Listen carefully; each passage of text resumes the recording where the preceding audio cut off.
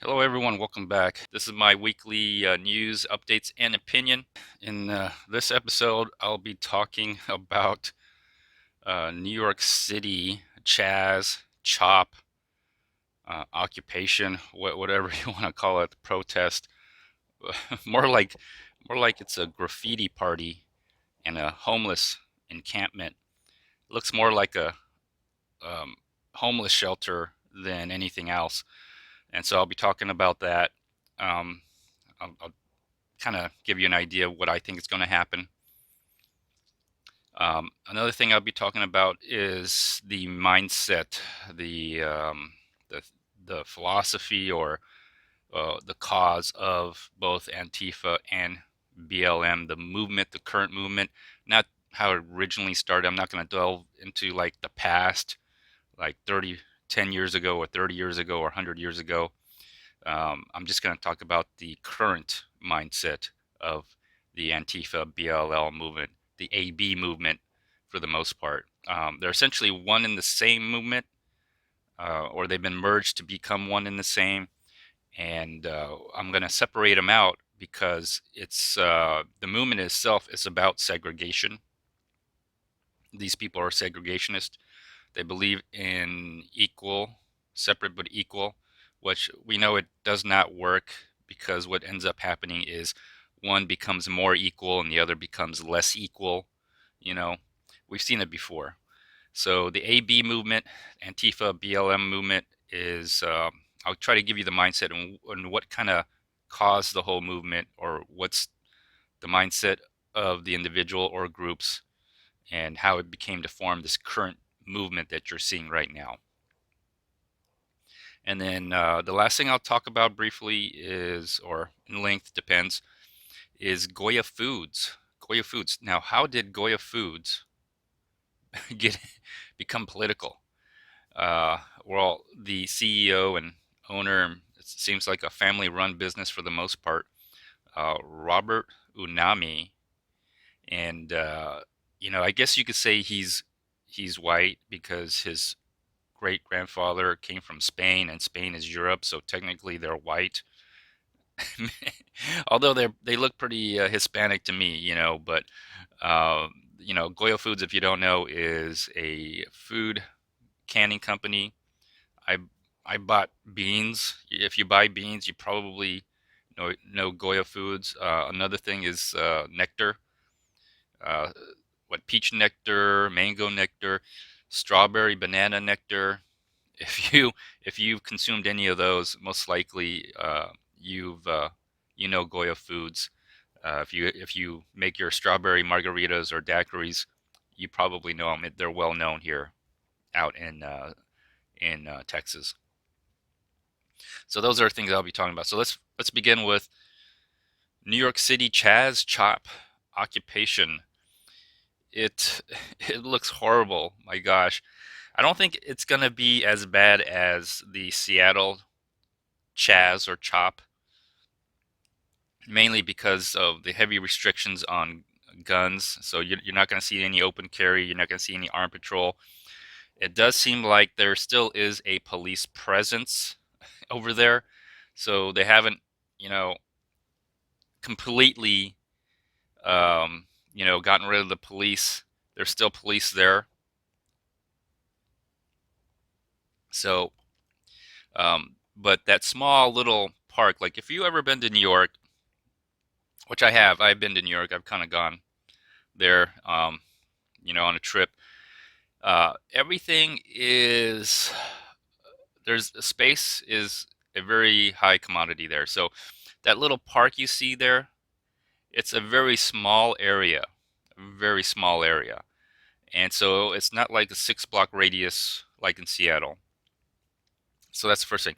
Second thing is that it looks like a homeless shelter, homeless encampment, and the graffiti and everything. It looks really bad.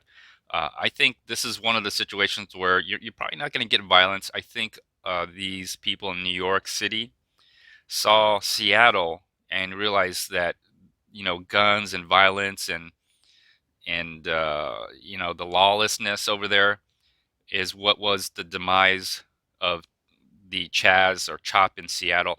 So they're a little bit more organized, a little bit more tame. They know when to tone it down, all right, and calm the rhetoric.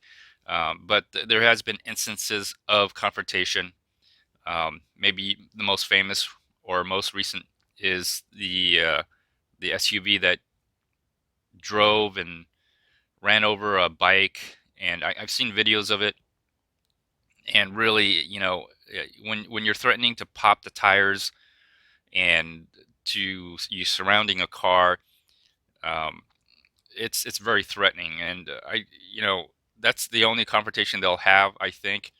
Other than that, I don't see this as ending in violence. I do see it, however, over time, this will lose momentum. And what you're seeing now is just the people who are in New York City, Chaz, Chop, are the people who were left behind during the pandemic. All right, New York is pretty much a wasteland. Oh, I wouldn't say wasteland, but it's pretty much like a wasteland. Anybody who was affluent, middle class, upper middle class. If you're a lower middle class, you might have stayed behind, but I have a feeling that these people are leaving as well. During the pandemic, a lot of people left. A lot of people left New York City.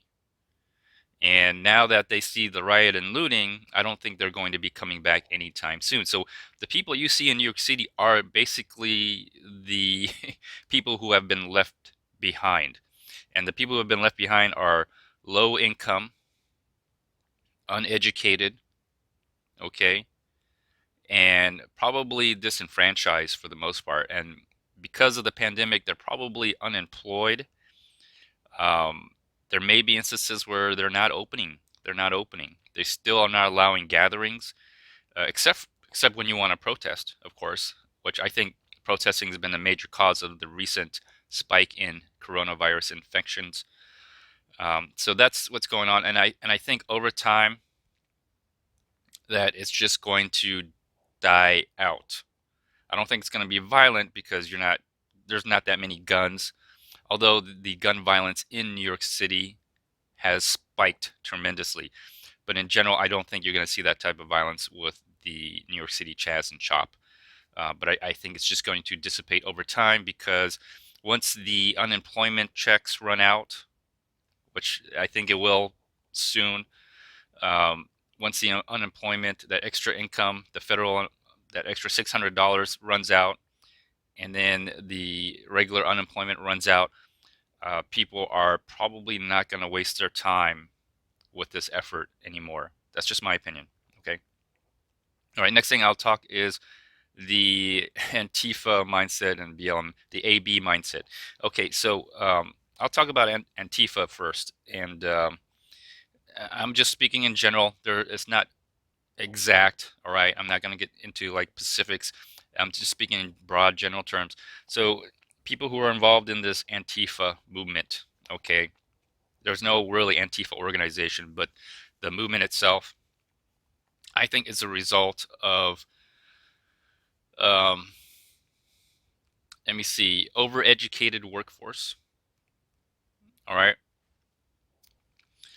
um, and entitlement, all right.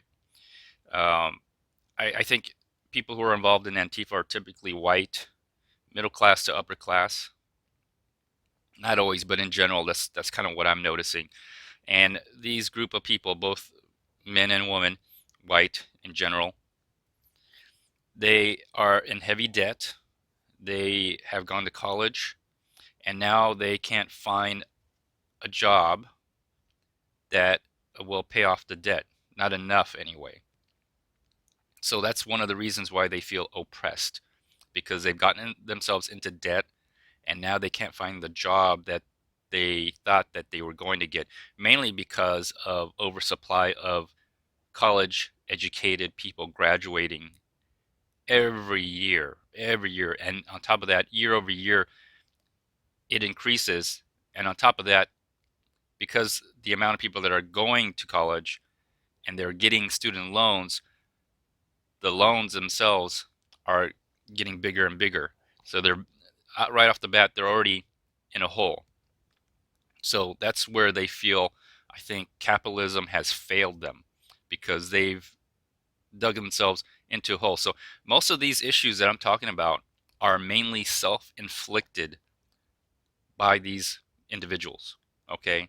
And they're lashing out outwards, blaming others. And so that's why they feel capitalism is a failure. And because a lot of them don't have that experience, any success in their life, uh, being an entrepreneur or a business owner is a foreign idea to them. And again, um, they come from middle class, upper middle class, maybe even upper class families, and they see the success that their parents had, and they see the lifestyle because they were born into it, and they are very angry because they can't attain that same success themselves. Uh, and they blame it on whatever capitalism, systemic racism, whatever they want to blame it on. But in fact, it's really due to their self-inflicted problems. Too many college-educated people are graduating, creating less employment for those type of jobs and less income, and the sense of entitlement because they were born into a very affluent situation, and now they can't have that same environment because supply and demand. So all this is really self-inflicted, mainly to Democrat policies. Okay, Democrat policies. That's why you see like the presidential candidates talk about free education. That makes it worse. The reason why a lot of people who graduate from college don't get the jobs that they want is because there are just too many of them, too many, and the jobs that are out there don't require that that well of an education to get that job. So the income level has gone down. All right. And then the hatred towards capitalism because they put themselves in a hole to begin with, and now they can't dig out of it, and that's where they feel oppressed. Okay, oppressed. Now that's on the people who are white in this AB movement, this Antifa BLM movement. Now I'm going to talk about the people who are black, the BLM movement, and their mindset. Okay, so the BLM movement is run, um, from what I could tell, by feminists, Marxist feminists. On top of that, and although they're protesting the death of black men, but if you look at the black population and you see the issues that they have, again, 99, I would say 99% of people's problems and social problems are self-inflicted.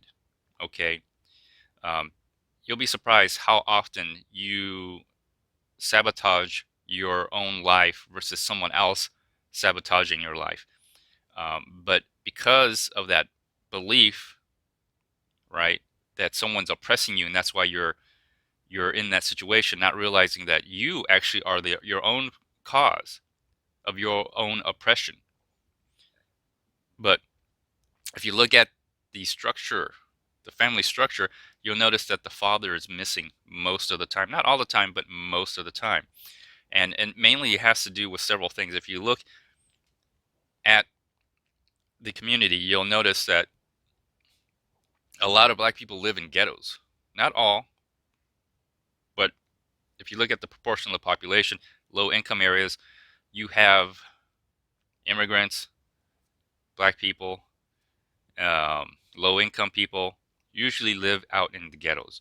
And the way some of these people, not all, make a living is through the drug trade, sex trafficking, illicit activity, because that makes more money than actually getting a job. And then you take a look at the population that don't go to college, don't get a higher education, again, in the ghettos, low income areas. So there, the oppression is not from outside, right? It's not an outside force being pushed down onto these communities. It's actually the oppression is from within their own communities. The oppression is self-inflicted. They just don't realize it. Um, you know, so and when I say self-inflicted, um, this is very typical. All right, this is the way the human mind works. Is often 99% of the time, the problems that you have in your personal life are self-inflicted, are bad decisions that you've made, and that's the reality. And that's a reality I think a lot of the extreme left extremist, the fringe radical, they can't accept that because that would mean that they're responsible for their own problems. So they need to change what they're doing. But it's hard to accept that, and that's one of the reasons why you are self-inflicted sabotage reality. And so this BLM movement is, I think the issue is the family structure. There's often no father, mainly because they're involved in a trade that is illicit and they encounter police, all right, law enforcement. And oftentimes you'll see that they end up going to jail or they die. Jail or they end up dying. Sometimes they end up dying in jail or they end up dying not from a policeman but from another black person killing them over a territory, over a business dispute, cash, whatever. So that's that environment. And so although these two movements are together, they are segregated. All right, they are segregated movements and they work together because they both have something in common. They feel oppressed. They feel oppressed. A lot of it has to do with access to income. Okay, um, both of them have access issues with access to income. All right. Second thing is they both feel oppressed. Oppressed. So the BLM movement is run by feminists, and the reason being is because most of the time the men are not involved in the family. They end up in jail or they end up getting killed by other black people. And so you got a family structure where it's a matriarchy instead of a patriarchy. Matriarchy meaning the women are in charge and calling the shots. A patriarchy meaning that the family structure is based on the man being in charge.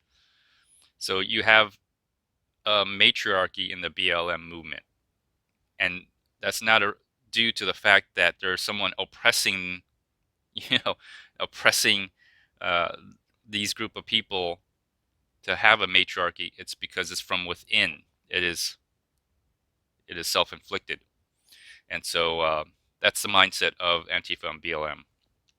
All right. So now, last thing I'm going to talk about is Goya Foods. So the radical left. Now that you understand the radical left a little bit and their mindset and why they feel oppressed, the only thing they have in their bag of tricks is disruption, antagonization, and boycotting, which all three actually is self-defeating and also self-inflicting. Because I can tell you now, from what I'm seeing, everything that they've done, everything that they've done is not beneficial. All right, it looks like a bunch of angry mobs. It looks like a bunch of people who are bullying the law-abiding citizens of America. And as time goes on, I think you're going to see that these groups become more and more disenfranchised, pushed out to the fringes even further. All right, they're going to be pushed out further to the fringes, and eventually, the next step for these organizations, these groups, because they're going to be disenfranchised, ignored, and marginalized, they have to take more aggressive actions. They have to get deeper into violence. Eventually, they have to like go as far as do suicide bombings, possibly, because the more and more they're doing these things, which is self-inflicting, the more and more the general public are going to push them out to the fringes. And so now, in order to get any attention, they have to take more and more extreme movements, more extreme action, violence, bombing, suicide bombers, all right, active shooter, which you've already seen some of this. This is already happening. There's been a BLM activist who was actively shooting in a crowd. You're seeing mob mentality. Pretty soon you might see violence, which you've already seen. They're already violent. It'll get to the point where they'll actually kill people. So just a little warning, the more and more they get pushed and out, the more and more violent their actions will be. And I think that's one of the reasons why you see a lot of these Democrat mayor try to pander to them. They're trying to prevent them from getting to that point, but it's not working because they're they're self-inflicted problems. All right, they're sabotaging themselves. And the more they do it, the more people will push them further and further to the fringes, and they'll become even more radical. All right, so Goya Foods, Robert Unami. If you don't know what happened, I think President Trump called in Hispanic business people to talk about Hispanic opportunities. One of them was Goya Foods CEO and probably owner, family-run business, Robert Unami. It's a canning company. They can beans and drinks and whatever. All he said, he was he was invited over there, and he just gave a speech, and he just thanked President Trump, just like you would normally do if you were invited to the White House and you had a chance to do a little speech, which many people have done, by the way. Many people have done. I am not sure why they're targeting Goya Foods. I think because it's uh, supposedly a Hispanic company, but if you know the story, they came from Spain. The family came from Spain. But anyways, um, so I think the fact that it's considered a Hispanic company and Hispanics are supposed to be Democrats and they're supposed to vote for Democrats, that this goes against the narrative that Hispanics will vote for Democrats in the election. So that's, I think, one of the reasons why I think that Goya Foods were targeted, because it makes Hispanics look like they're conservative. Hispanics are successful business owners, they are conservative, and they will vote for Trump. And I think that's why Goya Foods are being attacked. There's calls for boycott. I think this is ridiculous. The more and more you see this, the more and more the bullying, again, the more and more it's going to turn off people who are swing voters, all right, who aren't aligned left or right. I think, if anything, what it does by boycotting, by protesting, blocking intersections, blocking streets, and all that stuff, and then just demonizing an opposing group, it makes the radical left base energized. But the radical left is a small percentage, a small fraction of of potential voters. All right, they're not going to help anybody. All right, they're just going to cause havoc. They're just going to cause disruptions. They're going to get violent. And what it's going to do is the people who actually will make a difference are going to be turned off by their actions. So, anyways, I've spoken long enough. This is my weekly news updates and opinion. So, thanks for watching, everyone. Please give me a thumbs up, like, share, comment. Let me know what you think. All right, what's going to happen to America? What is happening to America right now? I'm just watching all this, and I'm like shaking my head and somewhat in disgust of what I'm seeing. And I don't think it's going to turn out really good for the radical left or even for the Democrats, in my opinion. But I'm just one person. There's many other people who have different thoughts. Let me know what you think. Bye.